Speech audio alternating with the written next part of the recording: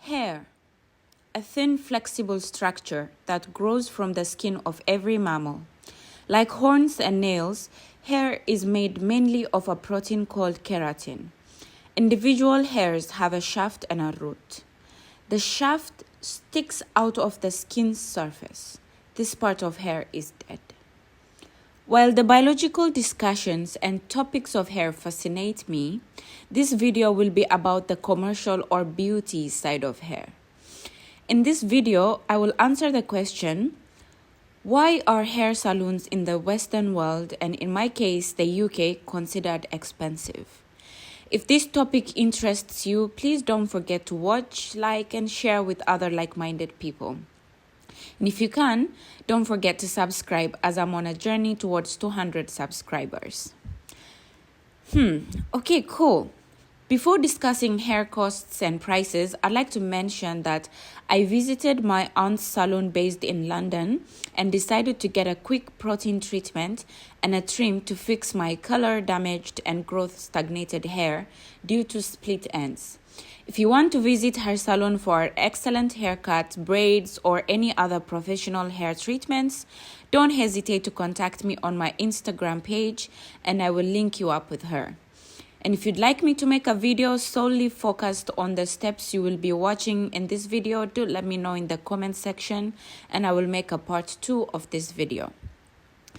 And with that said, let's get right into it. Now, before I start talking about the prices, I would like to mention to you that I'm using Kenya shillings in terms of the costs of different hairstyles.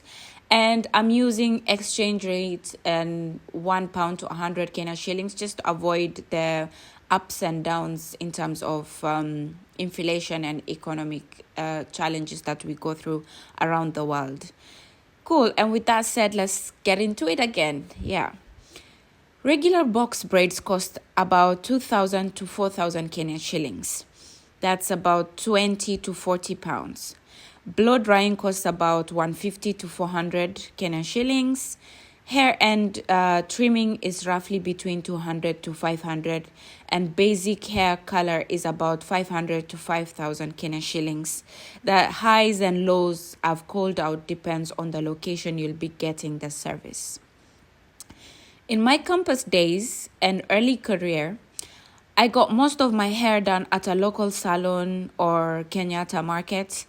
And it roughly costed me about 1,000 to 2,000 Kenya shillings. That is 10 to 20 pounds for box braids. At times, when my other auntie, the one in Kenya, did my hair at the village market, the price changed up to 500 to 2,000 for blow drying. So you can see what I mean by the location factors or affects the prices of the different styles. In the UK, box braids of the same quality that I would get in Kenyatta markets, if not lower, would cost between 15,000 to 20,000 Kenya shillings. That is 150 to 200 pounds. Blow drying would be around 7 to 8,000 Kenya shillings, and hair and trims would be about 3,000 to 5,000 Kenya shillings. This price difference is madness, even when compared to saloon costs in the high-end parts of Kenya. If not carefully analyzed, even one would say it's unfairly too high and too expensive. Or rather, that's the notion that's out there in Africa and in Kenya, that hair care, nails are very, very expensive outside here. But I'd say that's not the case. That's like the price here is not high, but rather the Kenyatta market prices we pay to someone's mother, sister, daughter, wife are unfairly cheap. The truth of the matter is hairdressing is an art. It's a skill that requires precision, patience, and a keen eye for detail.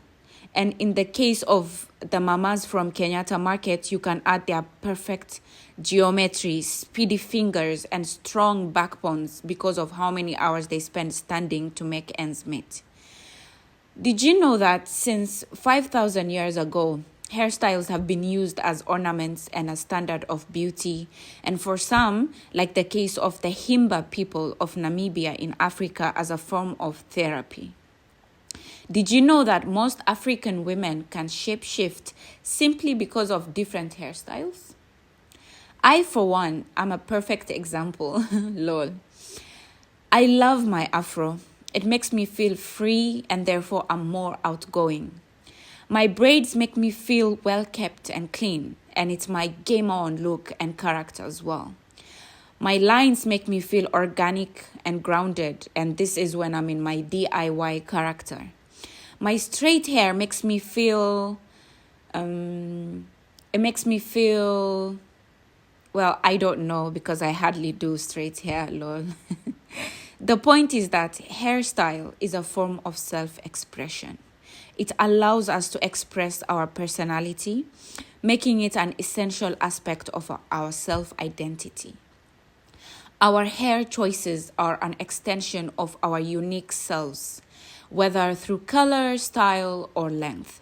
So why do we quickly label this complex service as expensive? Why do we brag when somebody tells us your hair looks great today? The first thing that we shout is how cheap it was. Why are we refusing to spare a few hundreds to appreciate those who help us maintain this unique self-identity that we create? Yet we are okay with spending thousands of dollars and pounds and Kenya shillings on a dinner outing or just any other form of leisure, you know? If you ask me, at the end of the day, the UK and I guess the US jobs like hairdressing, nail technician, barbering are valued as they should be.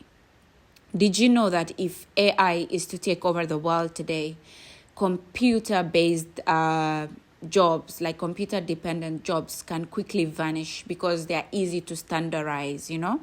But hairdressers will still comfortably live simply because they are artists. And yeah, you guessed it, art can never ever be standardized, yeah? I can speak on and on and on about hair, but I will not want to take up too much of your time. So my answer to the question for today is, well, you guessed it, it's a no. I firmly believe that salons in Kenya are saloons outside Kenya are more costly than those that we are used to in Kenya, but they are not expensive. I believe salons in Kenya are unfairly cheap. And I urge you today, tip your salonist next time he or she does your hair.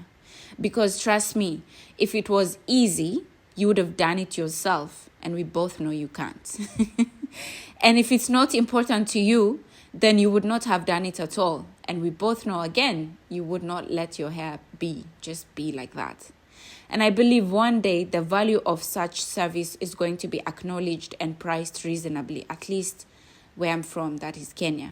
And especially for the ladies breaking their backs. And this video is right on time because yesterday was International Women's Day, you know. But especially for the ladies that are breaking their backs in the Kenyatta market trying to make ends meet. But until then, I hope this short video was inspiring enough for you to add 100 or 2 to buy lunch for your salonist the next time you visit. And before I sign out for the week, I just want to let you know that my hair was not entirely done in this video, as you can see, due to unavoidable circumstances. But we achieved the primary goal of doing a protein treatment and trimming the ends. And if you'd like to see a whole experience from start to finish, I'm willing to revisit my aunt's salon and shoot a longer video with a more process focused instead of talking about the history of hair. So do let me know in this comment section, and I'll definitely release a part 2 of this video. As always, I'd love connecting with you all in this manner. Thank you very much for allowing me to be me and for listening to the thoughts that run in my head when I'm just going through different experiences in life. And I really hope you enjoy too.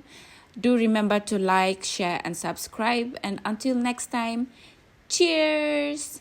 See ya later, alligator. Bye.